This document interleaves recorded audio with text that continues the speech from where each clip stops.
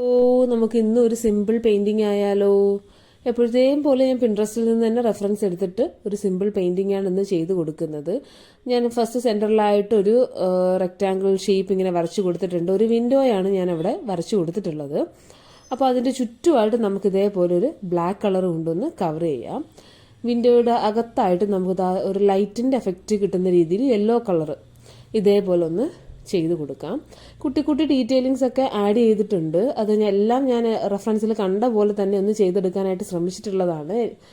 അപ്പോൾ ഇതേപോലെ ഒന്ന് ഓറഞ്ച് കളർ ഷെയ്ഡൂടെ ഇതേപോലെയൊക്കെ ഒന്ന് ബ്ലെൻഡ് ചെയ്ത് കൊടുക്കുക. അതിനുശേഷം നമുക്ക് ഈ ഒരു വിൻഡോ കുറച്ചുകൂടെ ഒന്ന് ഡീറ്റെയിൽ ആയിട്ട് എടുക്കാം. നമുക്കിതിൻ്റെ വിൻഡോയുടെ കട്ടളപ്പടിയും കാര്യമൊക്കെ ഒന്ന് വരച്ചു കൊടുക്കാം. ബ്രൗൺ കളർ കൊണ്ടിട്ടാണ് ഞാൻ അതെല്ലാം ഒന്ന് വരച്ചു കൊടുക്കുന്നത്. എനിക്ക് ഏറ്റവും പ്രയാസമുള്ള കാര്യം ഇതേപോലെ ഒരു കളറിൻ്റെ പുറത്ത് വേറൊരു കളർ ഇങ്ങനെ ഒന്ന് ബ്ലെൻഡ് ചെയ്ത് കൊടുക്കുക എന്നുള്ളതാണ്. കാരണം ഞാൻ ഇതൊക്കെ ഈ ഒരു ചാനൽ തുടങ്ങിയതിന് ശേഷമാണ് ഇങ്ങനത്തെ പെയിൻറ്റിങ്സ് എല്ലാം തന്നെ ഞാൻ ട്രൈ ചെയ്ത് നോക്കുന്നത്.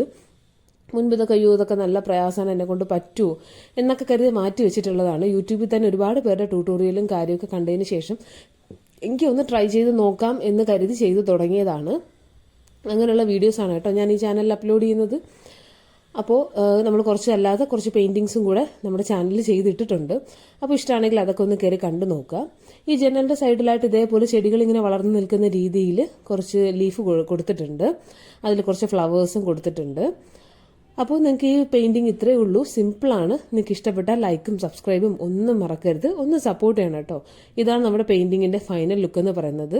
ഫൈനലായിട്ട് ഈ ഒരു സൈഡിൽ ഒട്ടിച്ച ടേപ്പൊക്കെ ഒന്ന് റിമൂവ് ചെയ്ത് കൊടുക്കുക. അപ്പോൾ എങ്ങനെ നിങ്ങൾക്ക് പെയിൻറ്റിങ് ഇഷ്ടമായോ?